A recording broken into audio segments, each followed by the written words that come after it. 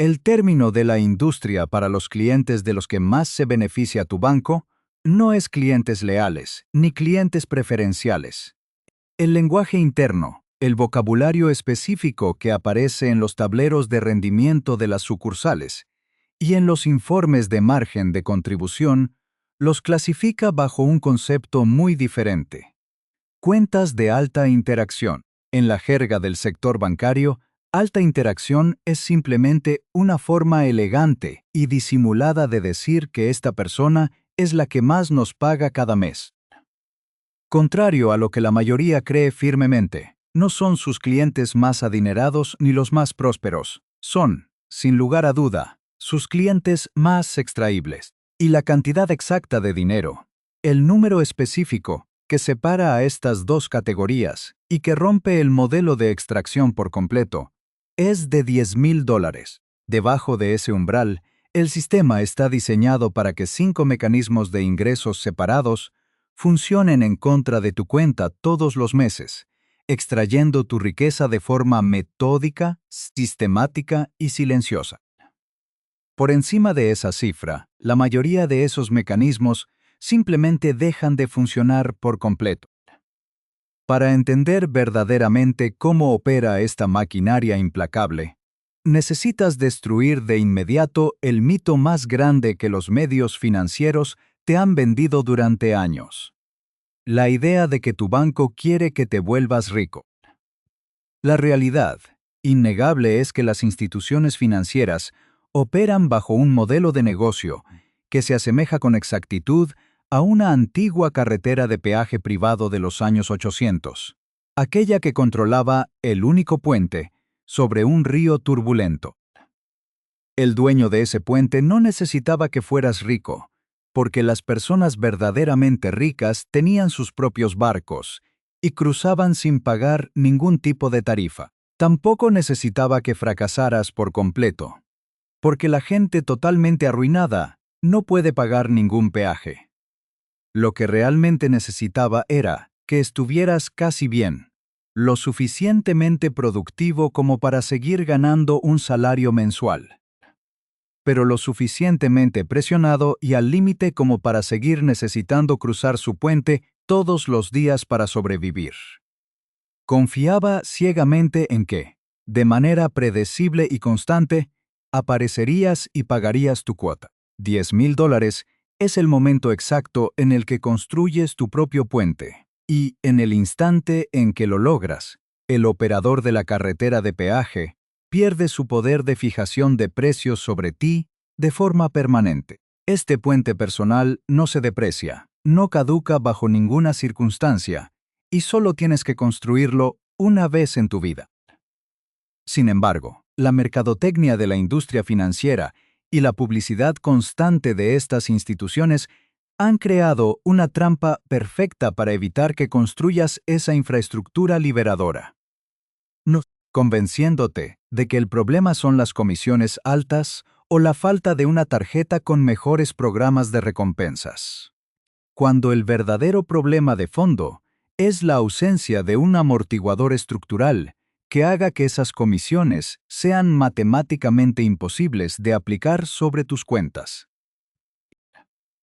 Mientras sigues persiguiendo la ilusión de un mejor servicio, te preocupas por los pequeños beneficios superficiales o intentas ganar un juego de puntos que está diseñado estructuralmente en tu contra. El sistema te mantiene atado a un ciclo destructivo, donde tus emergencias vitales financian sus balances corporativos millonarios. Es en este estado de vulnerabilidad continua, donde la falta de ahorros reales te obliga a aceptar condiciones desfavorables, y donde tu capacidad de negociación frente a la vida se reduce literalmente a cero. Estás jugando a ciegas un juego cuyas reglas fueron escritas meticulosamente para asegurar que nunca cruces la línea de flotación de la independencia real. Si no logras comprender la arquitectura invisible de este sistema de extracción hoy mismo, si no reconoces con claridad cómo estas 5 barreras de peaje operan implacablemente en tu contra mientras duermes o trabajas, Te aseguro con absoluta certeza que en 10 años estarás exactamente en el mismo lugar que ahora. Pasarás otra década de tu vida subsidiando las ganancias trimestrales de una corporación, perdiendo tu valioso capital no por falta de esfuerzo, sino por una absoluta falta de infraestructura personal. El primer paso indispensable para desmantelar esta trampa es reconocer que la industria está estructuralmente optimizada en torno a la complejidad y la dependencia, diseñada intencionalmente para que siempre necesites cruzar por su puente privado. Tu única salida viable es tomar la decisión consciente e irrevocable de abandonar ese modelo parasitario y convertirte en el peor cliente posible para ellos. Aquel individuo soberano que no paga intereses, el que jamás genera comisiones por descuido y el que asume el control absoluto de su postura financiera. Para ilustrar la profundidad de esta desconexión entre la salud financiera del cliente y el beneficio bancario, debemos observar la trayectoria de un hombre al que llamaremos Derek, quien trabajó como gerente de sucursal en una institución bancaria regional durante 15 años. Derek me confesó algo que transformó mi percepción sobre la dirección en la que se mueve todo este sistema y cómo se mide el éxito detrás de los mostradores de mármol. En su sucursal, el rendimiento no se evaluaba por cuántas personas lograban saldar sus deudas o por el crecimiento del patrimonio neto de los residentes locales.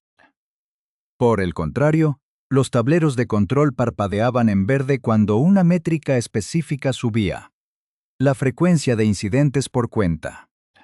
Derek observaba diariamente a dos perfiles de personas que cruzaban su puerta, y la diferencia entre ellos no era su ética de trabajo, sino su grado de vulnerabilidad ante el algoritmo. El primer perfil, al que el sistema favorece en términos de rentabilidad inmediata, es el de alguien que vive al límite de sus posibilidades, manteniendo un saldo que oscila peligrosamente cerca del cero cada fin de mes. Imaginemos a un trabajador diligente que recibe su depósito de nómina un viernes, pero al mismo tiempo, el sistema detecta varios cargos pendientes: el alquiler, el servicio eléctrico, el seguro del vehículo y un par de compras menores. Aquí es donde entra en juego una ingeniería de precisión diseñada para la extracción máxima. El banco no procesa estas transacciones en el orden cronológico en que ocurrieron, lo cual sería lo justo y lógico. En su lugar, utiliza una técnica de reordenamiento de mayor a menor. Al procesar primero el cargo más elevado, el alquiler, el saldo de la cuenta cae instantáneamente por debajo de cero. Como resultado, cada una de las pequeñas transacciones que vienen después se convierte automáticamente en un evento de sobregiro individual, con su propia penalización económica. En lugar de enfrentar una única multa, el cliente recibe múltiples sanciones en cuestión de segundos. Este proceso no es un error de cálculo. Es un diseño deliberado que ha generado miles de millones en ingresos para la industria de forma anual. Los datos demuestran que una pequeña fracción de los clientes genera la inmensa mayoría de estos beneficios por comisiones de fondos insuficientes. El banco no está lanzando una red amplia para ver qué captura. Está apuntando con exactitud quirúrgica a un perfil que opera bajo un estrés financiero constante. Esta persona es profundamente extraíble porque carece de la infraestructura mínima para defenderse de la lógica del procesador de pagos. En el extremo opuesto del mostrador de Derek estaba el cliente que posee el número mágico: $10,000 en su cuenta de ahorros. Cuando esos mismos cargos llegan a su cuenta, el algoritmo de reordenamiento se vuelve totalmente irrelevante. No importa en qué orden decida el banco procesar sus pagos, porque su saldo nunca se acerca al punto de ruptura donde la penalización puede activarse. Esta persona ha construido su propio puente y ha desactivado la capacidad de la institución para extraerle capital a través de este primer peaje invisible. Pero la historia de Derek revela algo aún más cínico cuando nos movemos al segundo peaje: el mundo de las tarjetas de crédito. En las publicaciones comerciales internas y en la documentación técnica que Derek manejaba, existe un término específico para referirse a los clientes que utilizan su tarjeta, acumulan puntos de recompensa y pagan el saldo total cada mes sin generar un solo centavo en intereses. La industria los llama, con un desprecio apenas oculto, pagadores impecables inútiles. Para el emisor del crédito, el cliente que usa el producto de manera financieramente responsable es el enemigo de su margen de beneficio trimestral. El objetivo del sistema no es que seas un usuario consciente, sino que seas un deudor perpetuo. El volumen total de deuda en tarjetas de crédito ha alcanzado niveles históricos, con tasas de interés anuales que superan el 20% en promedio. Esto significa que una enorme cantidad de capital se desvía cada año solo para cubrir el costo de mantener esos saldos. La trampa se cierra definitivamente cuando un gasto inesperado, como una reparación mecánica de urgencia, consume el pequeño excedente mensual y obliga a cargar la deuda a una tasa asfixiante. Sin ese colchón de seguridad de $10,000, la deuda se convierte en una carga estructural que se capitaliza mes tras mes, devorando el patrimonio futuro antes de que éste tenga siquiera la oportunidad de ser creado. Al ser un pagador impecable, una persona utiliza el capital de la institución de forma gratuita, mientras que el cliente vulnerable termina subsidiando los beneficios y recompensas de aquellos que ya tienen el sistema a su favor. Esta es la diferencia fundamental entre ser un cliente respetado y ser un recurso extraíble. La lección que Derek aprendió es que el sistema no está fallando. Está funcionando exactamente como fue diseñado para penalizar la falta de liquidez y premiar a quienes ya han logrado cruzar el umbral de la seguridad financiera básica. El tercer peaje es quizás el más insidioso de todos porque no aparece en ningún estado de cuenta mensual, no genera notificaciones en tu teléfono y opera sin que jamás firmes un contrato de aceptación. Es el peaje invisible del ancho de banda cognitivo. Para comprender por qué las personas con ahorros limitados suelen tomar decisiones financieras que parecen empeorar su situación en lugar de resolverla, debemos observar la economía conductual y un estudio fundamental publicado en la revista Science. Investigadores de universidades prestigiosas midieron el impacto del estrés financiero en la función cognitiva y descubrieron que el simple hecho de enfrentar preocupaciones monetarias inmediatas erosiona el rendimiento intelectual de una manera más severa que sufrir una privación total de sueño durante una noche entera. Este efecto se traduce en una pérdida de entre 13 y 14 puntos en el cociente intelectual. Una caída que puede desplazar a una persona con una inteligencia promedio hacia una categoría de funcionamiento mental limitada. Es crucial entender que esta diferencia no existe entre personas pobres y ricas como grupos distintos, sino que documenta cómo el mismo individuo rinde de manera radicalmente diferente según su circunstancia económica. El estrés financiero crónico actúa como un proceso que se ejecuta en segundo plano en tu cerebro, consumiendo recursos mentales que de otro modo estarían disponibles para razonar sobre decisiones complejas, comparar precios o negociar condiciones. Bajo este estado de escasez, el cerebro humano se vuelve significativamente más susceptible a las compras impulsivas, no por falta de carácter, sino porque el acto de comprar produce un alivio neurológico a corto plazo ante la incomodidad de la carencia. Las empresas que extraen el mayor margen de beneficio de los clientes bajo presión no fabrican el estrés, pero fijan los precios de sus productos y sus estrategias de ventas basándose en su presencia. Los $10,000 representan el nivel de ahorro aproximado en el que esta degradación cognitiva crónica se vuelve manejable para la mayoría de los hogares. Al cruzar este umbral, esos 13 puntos de capacidad mental regresan, y con ellos vuelve la facultad de pensar en el próximo trimestre en lugar de solo en el próximo martes, permitiendo que la lógica recupere su lugar frente a la urgencia emocional. Esta recuperación de la capacidad de razonamiento nos lleva directamente a una dimensión del sistema que se extiende mucho más allá de los pasillos de una sucursal bancaria, el concepto del valor de la alternativa externa. Para ilustrarlo, consideremos la historia de una mujer, a la que llamaremos Clara, quien trabajaba en el área de mercadotecnia de una empresa mediana en una gran ciudad.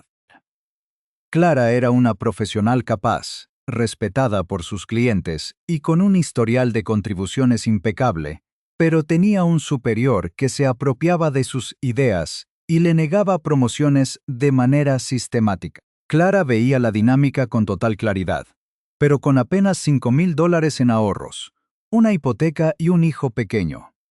La aritmética de su vida no le permitía otra conclusión que la de aguantar y seguir presentándose cada mañana. Su jefe tenía un apalancamiento real sobre ella, no por un contrato legal, sino por la certeza estructural de que ella no podía permitirse el lujo de renunciar, sin tener otro empleo asegurado de inmediato. Todo cambió cuando Clara recibió una herencia inesperada de $15,000, elevando su liquidez total a $20,000. En menos de 90 días, la postura de Clara se transformó por completo. Solicitó empleo en 3 empresas competidoras y recibió 2 ofertas superiores.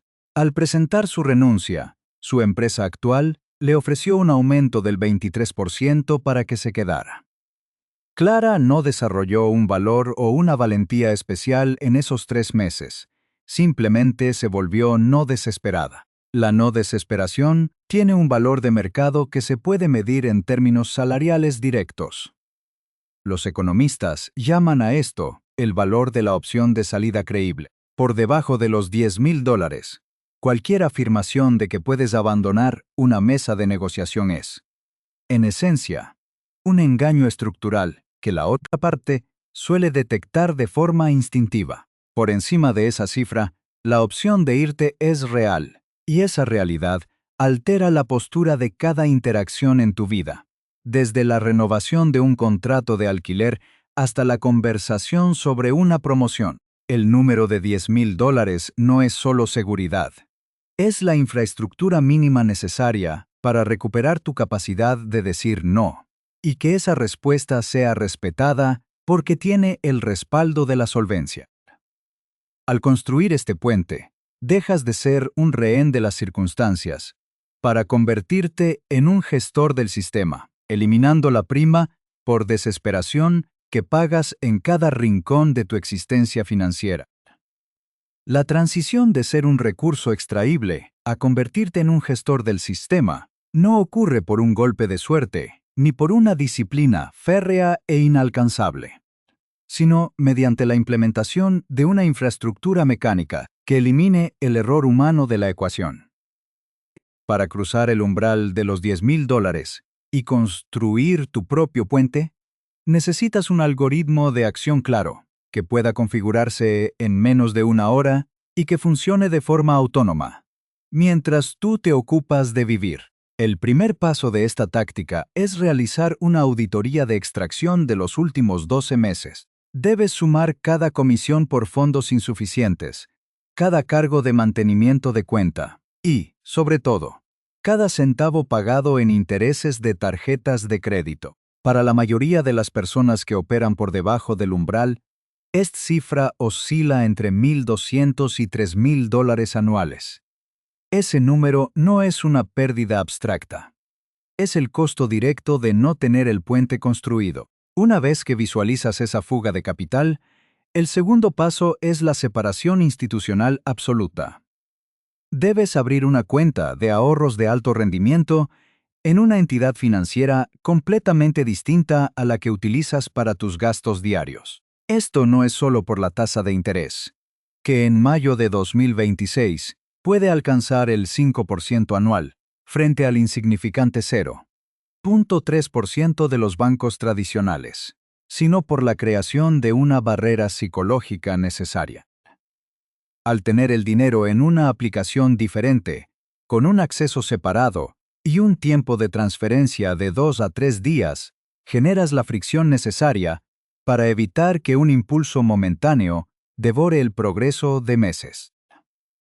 La cercanía física y digital de tus ahorros con tu cuenta corriente es la herramienta principal que el banco utiliza para que te autosabotees. El tercer paso es la automatización del peaje personal. Debes configurar una transferencia automática que se ejecute el mismo día en que recibes tu salario, antes de que tengas siquiera la oportunidad de ver el dinero en tu saldo disponible. Esta cantidad debe ser fija y tratada con la misma prioridad que el pago del alquiler o los servicios básicos. El sistema no requiere que cada mes sea perfecto. Requiere una estructura por defecto que absorba los meses difíciles y siga funcionando en automático. Una vez que este mecanismo está en marcha, la magia matemática comienza a trabajar a tu favor, a través de lo que llamamos la cartera perezosa. El sector de la asesoría financiera prospera gracias a la complejidad y al teatro de la gestión activa, cobrando comisiones de administración que devoran el rendimiento real a largo plazo. Sin embargo, los datos históricos de las últimas décadas son claros. Una estrategia de inversión pasiva, basada en fondos indexados de bajo costo que repliquen el mercado total, supera consistentemente a la mayoría de los gestores profesionales. Una vez que cruzas el umbral de los $10,000, dejas de necesitar productos financieros complejos y comienzas a beneficiarte del interés compuesto puro. Imagina que después de asegurar tu puente de $10,000, logras invertir un excedente en un fondo que promedie un 10% anual. $100,000 invertidos a los 35 años, sin aportaciones adicionales, se convierten en aproximadamente 1.7 millones de pesos a los 65 años, gracias a la paciencia y al crecimiento exponencial. Este enfoque sistemático desmantela el cuarto peaje, la asimetría de la información y el costo de la urgencia. Cuando no tienes ahorros, pagas una prima por desesperación en cada préstamo que solicitas. Los prestamistas detectan la falta de opciones de un cliente y ajustan las tasas al alza, sabiendo que esa persona no puede permitirse el lujo de comparar o esperar. 2 puntos porcentuales adicionales en un préstamo automotriz o en una hipoteca representan miles de pesos que se pagan sin recibir un recibo a cambio. Al tener los $10,000, tu perfil de riesgo ante los algoritmos de crédito cambia radicalmente. No porque seas más ético, sino porque eres menos cautivo. Tienes la capacidad real de levantarte de la mesa de negociación si las condiciones no son óptimas. La industria financiera odia este tipo de simplicidad porque no tiene nada que venderte cuando tu estrategia consiste en comprar el mercado entero y esperar décadas. Al automatizar tu ahorro, separar tus instituciones y simplificar tu inversión en fondos indexados, estás utilizando las mismas herramientas de la economía conductual que el banco usa en tu contra, pero esta vez para blindar tu futuro. La sofisticación real no reside en elegir la próxima acción de moda o en intentar predecir el mercado, sino en reconocer que el tiempo y la estructura son tus activos más poderosos. Una vez que has dejado de ser una cuenta de alta interacción para convertirte en un soberano de tu propio capital. Para aterrizar estos conceptos en una realidad palpable, observemos el caso de Marcos, un hombre de 38 años con un ingreso neto mensual de $4,300 tras impuestos y gastos fijos de $3,000. Durante años, Marcos mantuvo un ahorro estancado en $1,800, viendo cómo cada pequeño avance era devorado por imprevistos mecánicos o médicos. Un ciclo de reconstrucción y colapso que parecía no tener fin. Sin embargo, al implementar el sistema de transferencia automática a una institución distinta, Marcos logró cruzar el umbral de los 10,000 pesos en el mes 16. Lo que sucedió en los 60 días posteriores no fue un milagro, sino la activación de los beneficios estructurales de la solvencia. Su utilización de tarjetas de crédito, que antes servía como un puente precario entre quincenas, cayó del 38 al 11%, disparando su puntaje crediticio en 27 puntos. Con este nuevo perfil, Marcos refinanció su préstamo automotriz, reduciendo la tasa de interés y ahorrando 900 pesos en el proceso. Al mismo tiempo, aumentó el deducible de su seguro de auto, ya que ahora podía cubrirlo con su propio capital, lo que redujo su prima anual en 648 pesos adicionales. Sin haber recibido un solo aumento salarial, Marcos pasó de ahorrar 400 pesos a 650 mensuales, simplemente porque el apalancamiento de su saldo eliminó los costos recurrentes que antes eran invisibles. Este es el poder real del número. No es solo dinero acumulado. Es una herramienta de optimización que cambia el precio de tu existencia. Volvamos ahora al cierre de la historia de Derek en aquella sucursal bancaria regional. A partir de los cambios en las políticas de comisiones a nivel industria, muchas sucursales que dependían profundamente de los ingresos por sobregiro, vieron cómo sus márgenes de contribución se deterioraban rápidamente. Sin embargo, la oficina de Derek, que durante años había sido ignorada por tener clientes con saldos promedios superiores a los 10,000 pesos, se convirtió de la noche a la mañana en el modelo de éxito de la institución. Sus clientes no generaban multas, pero eran quienes contrataban hipotecas, utilizaban productos de inversión y mantenían una lealtad de décadas que superaba con creces el valor de cualquier comisión momentánea. El sistema de medición había estado optimizado para el beneficio trimestral derivado de la vulnerabilidad. Pero el valor real de la franquicia siempre residió en aquellos que habían construido su propio puente. Esta transición nos enseña que el cliente que posee liquidez es, en última instancia, el único que el banco realmente respeta, aunque no sea el que más ingresos inmediatos le reporte.